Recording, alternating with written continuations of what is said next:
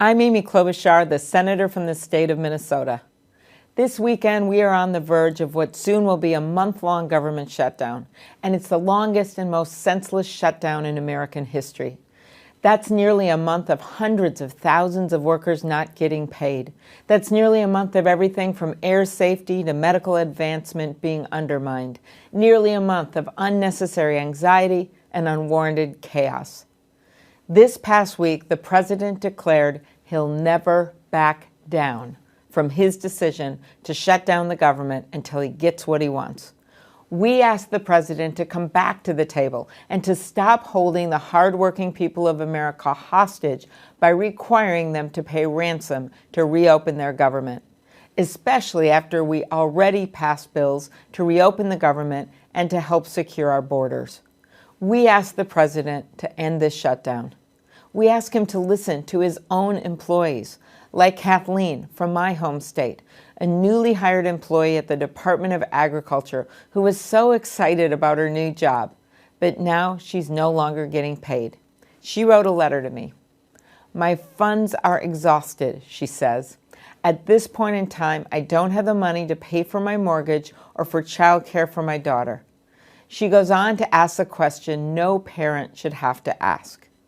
Do I risk losing my home, or do I risk having my daughter lose her daycare and then be unable to go to work when I'm recalled? She finishes by saying, "This may be a story you have heard before, but I felt it needs to be shared until it is heard by the right ears." Kathleen, today a whole lot of people are hearing your story. Thanks to our workers and businesses, we have reached a moment in our country where we should be governing from opportunity and not chaos. We should be working together to pass major legislation to bring down prescription drug prices and healthcare costs for Americans, to make it easier to afford college and childcare, to create incentives for clean, green energy, to pass immigration reform, to train workers for the jobs we have today and could have tomorrow. But what is happening instead? The president's own economic advisor has estimated that this shutdown will cost the American economy billions of dollars every week. That's billions of dollars. With this shutdown, the administration is not creating opportunity, it is fomenting chaos. Instead of lifting the economic burden of health care and family expenses off the shoulders of our citizens, the administration has chosen to place the costs of its chaos firmly on the backs of the hardworking people of America, forcing them into lines in airports, reducing help for our farmers in rural areas, closing the gates to our parks and the doors to our small businesses. As one furloughed FDA employee told a newspaper after visiting a food shelf for the first time just to feed herself and her 5 children, President Trump's talking about a crisis on the border, but we have a crisis right here.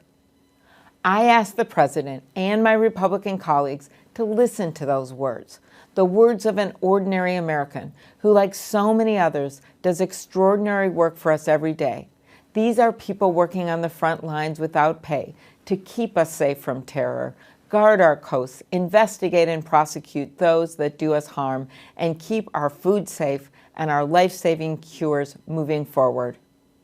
I ask my fellow citizens to make their views clear and to tell this president and my Republican colleagues to stop the self-inflicted manufactured crisis and enact one of the many bills Congress has passed on a bipartisan basis to end this shutdown.